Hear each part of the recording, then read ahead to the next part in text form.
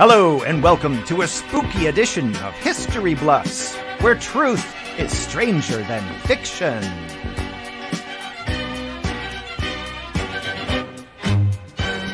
I want to welcome to the show your host with the most. It is Chris. Welcome to another edition of History Bluffs. Thank you, Adam, so much. Welcome to our listeners. Welcome to our viewers on YouTube. And we are very happy to be back for another week of History Bluffs. Yes, we are, Chris. All right. Indeed. How are you doing, Adam? Oh, feeling in the season. I've got some fun lights around the house, some little plastic skeletons. Doing well, thank you. How about you? You getting into the season, the spirits? I am just starting to get into the season, yes. I can't go anywhere near a store and not see a million things for Halloween decorations or candy and everything, so it's really getting me in the mood. Awesome. Well, good. Well, on that note, the show and stage is yours, my friend. I'll be here in the wings. Well, thank you so much, ladies and gentlemen. That is Adam, our tech extraordinaire, and we are live on another episode of History Bluffs, the show where the truth is indeed sometimes stranger than fiction. We have for you we have three very interesting panelists going to come out tonight and tell us some stories. As always, two of them will be telling truthful stories and one will be bluffing. We'll get to that in a second. Let's first meet our panelists. Ladies and gentlemen, please welcome to the screen Mr. Alan Ford. Hello. Hello. All Alan. the way here under a full moon. Full moon indeed. Yes, hear them, the children of the night. All right. And let's see. Alan, a quick question for you. Do you have an old hangout or someplace that you used to frequent, let's say back in high school or college, that you used to go to regularly? Yes, I would go to Grand Prix Racerama in Hollywood, Florida. Oh, all right. I don't know if that's anything to do with our theme today, but that's the answer to your question. All right, hold that thought because we're going to bring on our second panelist now. It is Gina Jeroma Hunter. She has a name that I can pronounce most days. Hello, Gina.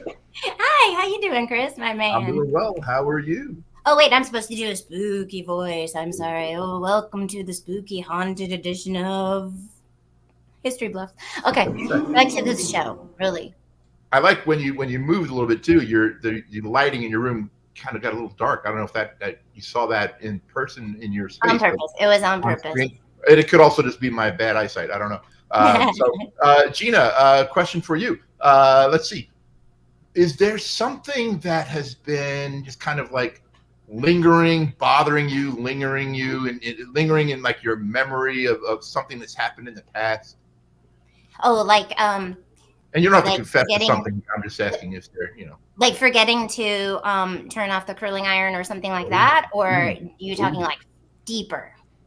No, curling iron is fine. Yes, curling iron is fine. That's okay. Well, here's a little known fact: is I have to purchase all of my appliances that heat up with automatic shutoffs because I do forget that every single time. So, I know it's a bad habit, but at least that I know myself, and so that's what I do to make sure that I don't burn the house down. Basically, What she's saying is she's killed before. All right. Well, I'm sure John's very happy about that rule. So yeah. If he was around for you to ask him, you would know. But wait a second. Wait a minute. John's a ghost. All right.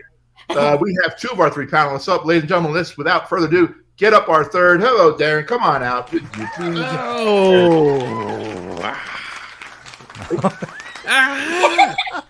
that a penguin? Yeah. It's the scariest thing I could find in the office. All right. Well, scared. What? Have you ever been scared by a penguin, Darren? I had one poop on my boot, but that's about it. Yeah. Okay. Well, I mean, they're like this big. They're so cute. All right. Well, the reason I'm asking these questions because, ladies and gentlemen, tonight our three panelists are going to tell us stories inspired by the word haunt. Adam is going to throw up our topic here, H-A-U-N-T, haunt. So with that, we again have three panelists, and two of them are going to tell truthful stories. One of them is going to be bluffing. And Adam, before I get too deep in the details, why don't you throw up the card, if you don't mind, please, with the rules of the show. Let's bring in the rules. There's not many, but here they are. Go ahead and tell them what they win, Chris. All right. They will win my admiration and loyalty if they can regale us with a story. Two of them are going to be telling true stories that are factual based. The bluff story is going to be fictional. No help from the audience. We ask the audience members, if you're going to be commenting in this section, please don't call out anyone at the top of the show. We'll save that for the end. At the end of the show, we will have a spot where we will figure out who we all believe is bluffing. No one knows except for Adam, the tech extraordinaire, and the actual bluff themselves. I don't know, and the other panelists don't know who the bluff is. So we'll find that out live at the end of the show. And we'll have 3 rounds of stories. Each panelist will get an opportunity to tell their story in 3 different rounds. The first round will be 75 seconds. The second round will be 60 seconds. And the third wrap-up round will be 45 seconds. All right. Yeah. I think we should just jump right into it. Are you guys ready to go? Mm-hmm. All right. So with that, I'm going to ask Alan to come out first. And Alan, would you please start your first round, 75 seconds, of your story inspired by Haunt? Here we go. Round 1.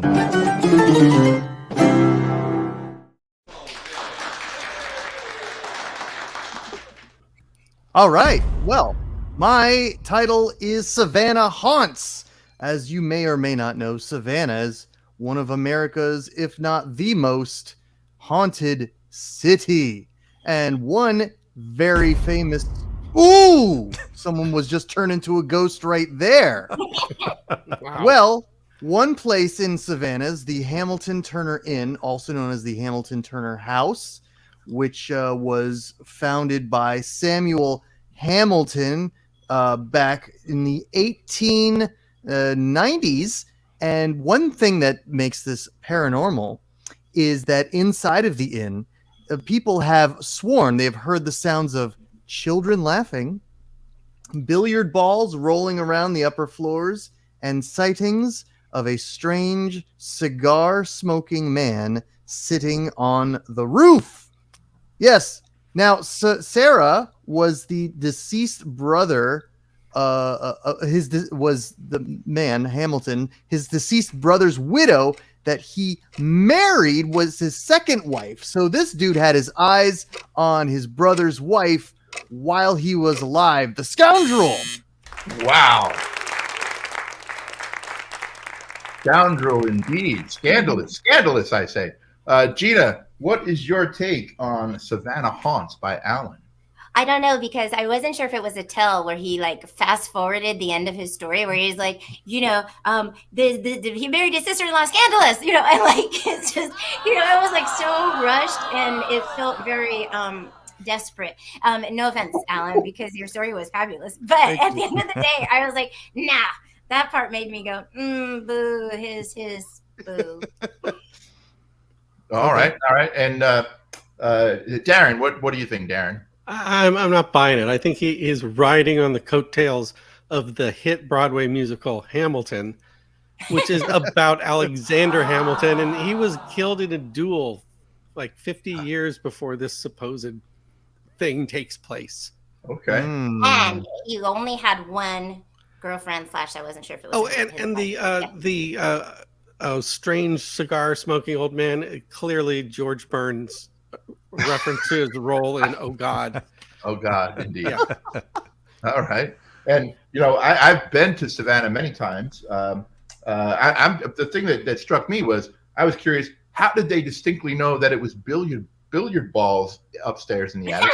Because I'm thinking to myself, billiard balls rolling around probably sound like marbles. It could be similar. How did they know it was specifically billiard balls? It's the weight. I mean, you can tell the difference between a marble and a billiard ball. It's heavy. It's heavy. Well, then bocce balls. Maybe bocce balls. Maybe. Okay, fair enough. That is fair. They Okay. could have been way off on that one. All right. Well, Gina, why don't you come on out, and we're going to have you give us your round number one, 75-second story. Once you're done sipping your drink, Gina, you can begin your first round now.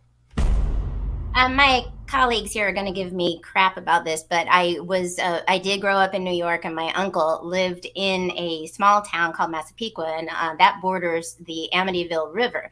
Right across from his house, every Christmas we would see the Amityville Horror House. We never could go to sleep. Like if we spent the night there, we would never sleep. We literally had vigils watching the house through the blinds upstairs because it was just scary. The river would be frozen over. Anyway, long story short, is the Amityville house.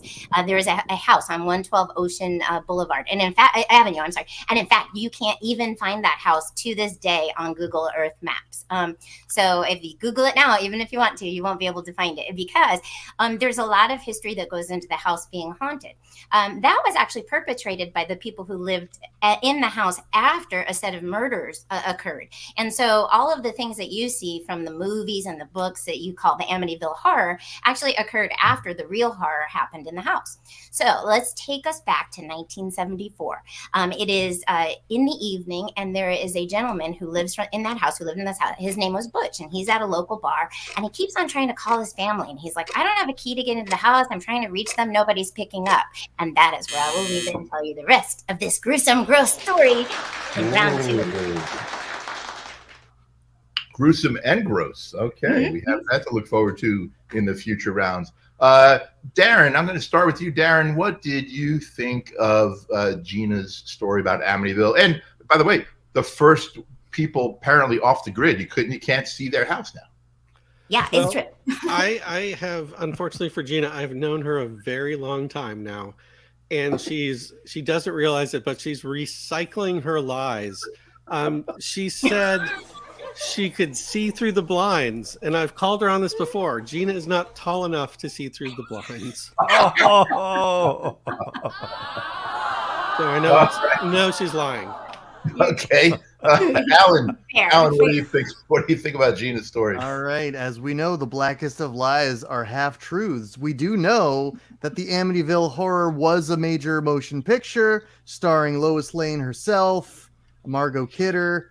There is an Amityville in the New York state area, and Amity is where Jaws takes place. So these are some facts that we know. It's just, is the crux of her story true? Remains to be seen. Good question. Good question. This is also one that I know a little bit about because I also grew up on Long Island and I know Amityville. So we will find out more about that in the future rounds. But let's get Darren up. And Darren, if you would, please, we need to hear your 75-second first round of your story. The floor is yours. Okay, my story also takes place nearby, and it's entitled The Curse on the Jersey Shore. So haunted houses, as we know them, really didn't start to scare up business in America until around the time of the Great Depression. And I guess that makes sense, right? You don't have a job, you got nothing to eat, nowhere to live. Why not go scare yourself to death? Makes sense, right? But over the years since then, like everything in America, there's been this really heated competition to make bigger and better and scarier haunted houses. And nowadays, there's different ones around the country that they lay claim to title of the scariest haunted house in America. But for my money, the scariest haunted house ever was shut down for good back in 1984. So in 1979, Six Flags Great America was trying to scare up some extra business, and they hired the Toms River Haunted House Company to build them a temporary haunted house made out of semi-truck trailers. And they called it the Haunted Castle. It started out with 4 trailers and was just only supposed to run a few months, but it was so popular that it became a permanent attraction. We'll see more about that next. Yeah. More to come on that. Thank you, Darren. Gina. Yes. You've probably been to Great Adventure in New Jersey when you were in your teens. What did you think of Darren's story? Well, I apologize, but I was fixated on Tom's River because I'm a little spooked right now. You want to know why? Tom's River, New Jersey is currently where the uncle that lived by the Amityville Horror House currently lives. So that's What? Jane. So all I know so far, these are the facts. Darren is naming some real things. The end. that is my observation here. I reserve the right to hear more. All right. Well documented. He is indeed naming some real things. As Alan pointed out, that is a good technique to pull your bluff through this wormhole of truthfulness that we look for. So, Alan, let's get your thoughts, Alan. I think he's mixing up facts here because I know that there is a haunted sawmill ride that's in another theme park that actually was host to a Garfield themed ride, and I figured that he was using that as inspiration for the Tom's River Haunted House company that built this alleged haunted house. That does sound scary, a Garfield-themed haunted house. It is scary.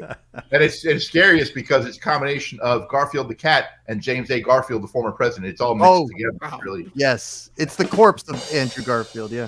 Yeah. No, that's then almost Spider-Man. Yeah. That's Spider-Man, different Garfield. It's all three of them. All right. Hey, Adam, you know what that means? That we are through 3 first round stories. We are going to move now. We're going to scrunch the clock down to 60 seconds per story as we move into round number 2. And Gina, we will begin round 2 with you, picking up where you left off on Amityville Horror and the story of Butch at the bar. Okay. If you've ever watched the movies, the Amityville Horror movies have pigs with red bloodshot eyes and green gook on the carpets and the walls in a place in the basement covered in blood. These are all the things that the family that lived after had said, but this is what happened the night of the killings. So the gentleman, his name was Butch. He went down to a local bar, calls up, makes sure everybody knows that he's been calling his family, no answer. That part of the story happened around 6 o'clock, but the killings actually, they were able to forensic it back, and it happened at 3 a.m. So that part of his story was a lie. But then he said he adamantly dismissed it when he called 911. He said he wasn't the one who did it. But later, after a series of investigative techniques, he actually confessed. And he said that, but one thing that he stuck to in his story, because he confessed, but he used the I'm crazy defense. He said that he said that there was a woman that he saw that evening at about 3:15 in the morning leaving the house in a hoodie and black gloves. That is where we leave that off, and I'll tell you what that means in the last section. All right. Interesting stuff coming up in round number 3 from Gina. Darren, what do you think about this story so far? Well, I think Gina has also forgotten that we've known each other a long time, and she's forgotten that I am a historian of telecommunication services, and 911 was not a thing until the late 1970s, several years after this alleged attack occurred. You're maybe correct. This was in 1974. Whatever. However, he called the police. It's a good burn, but I don't know that it's accurate. Oh, it is. I mean, it's accurate, but I don't know that affects this story. So Gina's position is even if he used tin cans on a rope, he somehow called the police. That's her story, and she's sticking to it. Alan, what do you think of Gina's tale? All right. I'm just, again, we know that a lot of these are fact, but when she went into her crux of her story, the butcher of the story is nicknamed Butch. That's like your nickname being Killer, and then you wind up killing people. Also, he was spotted with black gloves, and since this story is false, I say if the glove does not fit, you must acquit Gina of telling the truth. That was a good one. Alan That one hit me really hard. Alan is invoking spirits himself there with that one. All right. We'll see if Johnny has it correct. Let's see. Darren, we're going to bring you up now for your second round of your story. And where are we in New Jersey? What's happening now? Yes. So the scariness of the haunted castle may have stemmed from the fact that they staffed the ride by pulling in employees from other parts of the park. For instance, they used circus clowns to play the murderers and serial killers that chased you around. Or maybe it was the construction of the ride. The trailers were connected together with plywood flats that were like laid out in a maze, and they were covered with bloody, gory scenes made from foam rubber and plastic and tar paper and more plywood. Or maybe it was the smell. It was hot in the trailers, so air conditioning was installed to continually blow air through the ride. And I mean, what better than a hot trailer that smells like Home Depot and Clown BO, right? But the scariest thing is that even though the Haunted Castle was supposed to be is a permanent attraction, they never took the wheels off the trailer, and that meant they were largely exempt from the local fire department regulations and inspections. Wow, getting around the codes. Okay.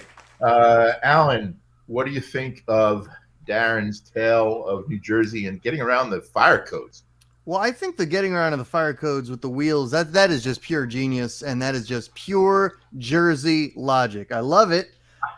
Circus clowns being the killer, well, we all know that plenty of people have a phobia of clowns. So while that makes sense logically, it also makes logic sense that this is a complete fabrication and Darren's just lying. I mean, bluffing. He's bluffing. Darren's bluffing. All right. That's a big accusation indeed. Gina, your thoughts? Oh, well, okay, I am not going to discount his story. However, I have a bet. Not a bet, but like a wager, an idea. So if in the last part of his story, in the third part of his story, somebody dies in those trailers, I believe him. If somebody doesn't die, his story is a bluff. That's what I'm going to go by for this next round. All right. Interesting. Very interesting. But if you need me to comment on his story, I've known Darren a very long time. And he is known, like the trailers, to continually blow air. Oh, all right. Let's see. I'm done. Snap. We can move on.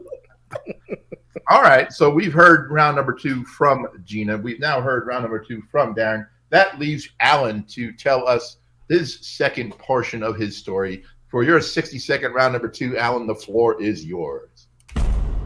Some more factoids about the Hamilton Turner Inn. Due to Hamilton's work with the Brush Electric Light and Power Company, Hamilton's mansion was the first home in Savannah with electricity. For in 1883, lights were installed in its salon, and the rest of the house was fitted with lights in 1886.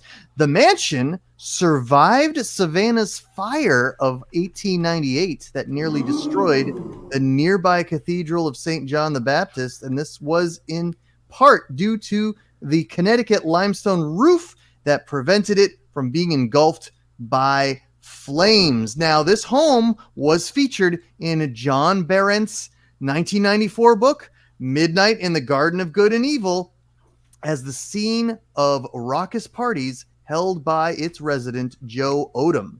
Nancy Hillis, on whom the book's character Mandy Nichols was based, later owned the property. Ooh. Well timed. Getting right to the buzzer there. All right. Gina, what are your thoughts, Gina, on Alan's second portion? He used the same trick. Right at the end, he got excited and animated, and he threw out a factoid that may or may not be a factoid, but it was very entertaining. It was indeed entertaining. Darren, what's your thoughts on Alan's story, second round? He's making this stuff up. The Brush Electric Company installed lights in the salon.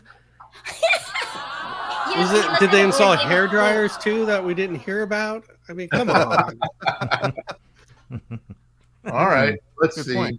We have, Carlos, one of our regular panelists, is not able to be in the show this week. And I could hear in my head, Carlos saying right now that they're all just doing this. They're all just throwing out facts that we know, a little bit here, a little bit there. Is he taking this from this movie? Is he taking this from this movie? So you're all kind of in the same boat. It's very interesting. This is very interesting. And I know a little bit about all 3 of the locations that you guys are talking about. And I still don't yet have, I'm going to wait to hear for round number 3, which one's going to be my guess for the bluff. So Adam, please let us go to round number 3, where we're scrunching the clock down to 45 seconds. Round 3. All right, that. All right, I'm going overboard. I get it. At Halloween's, we're in the home stretch. Here we are now in round number 3. This is your concluding round. Your clock is now down to 45 seconds. So each of you are going to hear the conclusion of your stories in 45 seconds. And Darren, we're going to ask you to begin round number 3. The floor is yours. All right. So this gets sad. On May 11th, 1984, at 6:35 p.m., with 29 people inside, a fire started at the haunted castle. Fanned by the air conditioning and feeding on the flammable materials, it spread rapidly. There were no smoke detectors, sprinklers, or fire extinguishers in the ride. No. 11 fire companies responded to the fire, and by 7:45, the fire was contained and the park closed down and the guests went home. Well, most of them. It was only after the park closed that the firemen found the bodies of 8 teenagers inside. Aww. A 9th teenager that was part of that same group had been carried to safety by a chainsaw-wielding clown and survived. Oh my God. Well, I'm going to ask you to give your thoughts on the conclusion of Darren's story there. He's telling 100% the truth. 100% true. He wouldn't have children die in his story just to make the story. I had known Darren a long time. Wait, you've known him a long time, so maybe. So I'm pretty confident it's true. So I'm pretty sure I know who the liar is. Or you think Alan? Well, Alan, what do you think of Darren's conclusion to his curse on the Jersey Shore? This is a complete fabrication. Darren, as we all know, hates greedy corporate executives and anyone who weaseled their way out of fire codes just because wheels were on a trailer and then people died as a result. That's the very kind of poetic injustice that Darren would write. I say bluff. Oh, all right. Strong accusation. I also indeed. agree with Alan, but I'm sticking to my decision. Okay. All right. Because he met the criteria that you put out earlier, Gina, your challenge. But Alan, we're going to have you come back out and we're going to have you conclude your story with your 45-second third round now. The floor is yours. Well, there's another haunted place in Savannah I'm going to elaborate on with a poem. On the corner of President and Lincoln is a restaurant and hotel that for nearly 2 centuries has held people under its spell. At the historic 1790 Inn, they tell a tale of love and loss, a familiar tale that happens all too often when stars do cross. It's told there was a barmaid, a housemaid by the name of Anna, who fell in love with a sailor who had docked there in Savannah. He promised her the moon, the stars, all the contents of the sky, and then he left abruptly without even saying a proper goodbye. She waited and pined before she waited some more. She waited at the window of what today is room 204. Well done. Thank you. Alan, we don't have points in the show, but I'm going to give you 10 points for that poem. Appreciate it. Gina, what do you think, Gina, about Alan's? I mean, story? a man who reads poetry. Come on, that was good. I am smitten and potentially a little bit aroused. It was very good. Thank you, but I don't believe him because I already made my commitment to Darren, and I've known him longer. So. All right, very good. And Darren, what do you think, Darren, of the Savannah Haunts conclusion? Savannah Haunts makes sense. I don't know about this Savannah that he was talking about in the poem. That's where he lost me too. That's where he lost me exactly. Yeah. All right. Well, Gina, we're going to bring you back up onto the floor here. Okay. And we've heard the conclusion of Darren's curse on the Jersey Shore. We've heard the conclusion of Alan and the Savannah Haunts. We now need your conclusion of your Amityville story. So the floor is yours. So many of the conspiracies that were given one of them was actually given by Butch, and he said that it was the boyfriend of his sister that had done all of the murders.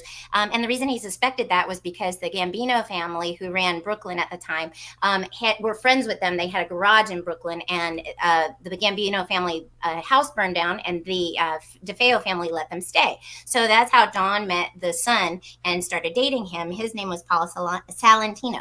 Paul Salentino, on the night of the murder, had a girl with him all dressed in black with a hoodie, and they never ever even interrogated him, because at one point Butch confessed. 2012, ballistics came into play. It was a new technology, and they were able to find that a second gun was used, and they were able to, can I finish? Yep. Okay, and they were able to put Paul Salentino under investigation. There's a trial awaiting. He has not been arrested, but in 2021, dear sweet Butch died in prison before any of this was proven. That's Amityville. How many seconds? 15? I'm going to count my 15 seconds. All right. Okay. Alan, what's your thoughts on Gina's story there, Alan? I had like 7 more lines I could have read in my poem, but I respected the time limitation. Respecting the clock. Having said that, Alan, you get 10 more points for respecting the clock. Oh, thank you. I appreciate it. Having said that, Gina is going into her heritage by referencing people like the Gambinos and Salentino and this complete mafioso elaboration where it's like, "Ayo, it wasn't us. It was this guy named Butch. You can ask him yourself, and he may have died of mysterious consequences in prison, if you know what I mean." I do believe. I didn't even make that connection. That's good. Darren, what do you think, Darren?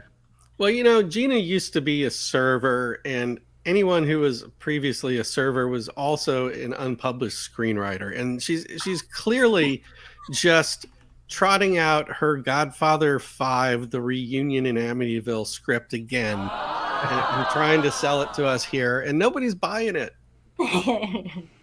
All right, so Darren, I'm going to put you on the spot. If you had to tell us, who do you think is bluffing? Who do you think is bluffing? Well, I've been to Savannah a bunch of times too, and while what Alan has said sounds very truthy, it just sounds too, coincidental is the word I was looking for. Yes. So you're going with Alan. Yeah. All right. Gina, please tell us. Well, you kind of already did. You said I have to stick by my guns, and I do that. Although I do find it. Well, that's all. I'm sticking to it. Darren is truing, and Alan is bluffing.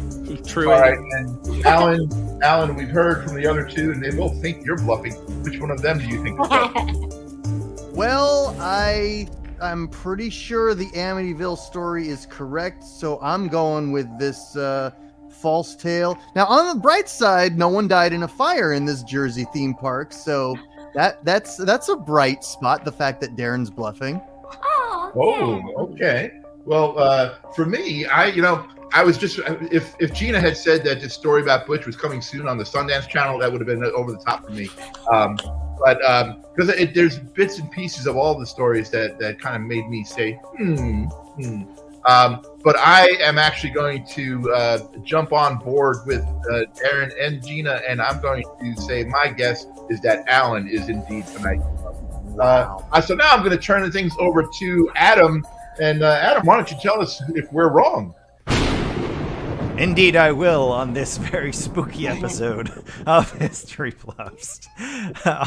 Chris, I will ask you to step off of our virtual stage because I, and I alone, know who the bluff is. So I'm going to line up our perpetrators here, and I will now reveal was our bluff tonight. Was it Gina with the Amityville story? Was it Alan with the Savannah story? Or was it Darren with the tragic Six Flags story? I will reveal now. Ladies and gentlemen, your bluff for tonight was Gina! Oh, all wrong. You all wrong. We all could be all wrong. Wow. Well The done. one part of the story that is true is my uncle's house. that is very true. I've known Gina a very long time. That's right. Oh, we have some comments from the audience here. We had some guesses coming in. We had a call for Darren as the bluff, which we had hoped, and also we had for Alan. We had Alan as a bluff guess. Gina, I think you got out clean. No. Clean. Actually, Adam, hold on. We did have one other. We had Jude in the audience who did guess Gina at the end. At the very end, he threw up a guess that he thought it was Gina. Oh yeah. Okay. Wow. Very nice. All right. Wow. It's what a toss up it was. What a toss up it was. Thank you for your input, dear audience. Thank Yes. you. Fantastic. Well, that does it for this History Bluff. Ladies and gentlemen, thank you so much to our three panelists. Thank you for joining us on our YouTube and StreamYard team. And for those of you listening on the podcast, thank you so much for tuning in. And let's give a big round of applause to our three panelists, Gina, Alan, and Darren. Thank you very much. And then let's give a huge round of applause to our tech extraordinaire, Mr. Adam Miller. Thank you, Adam. Thank you very much. And ladies and gentlemen, my name is Chris. I've been your host this evening. We will be back again next week with another episode of History Bluffs, where it's stranger than You heard him.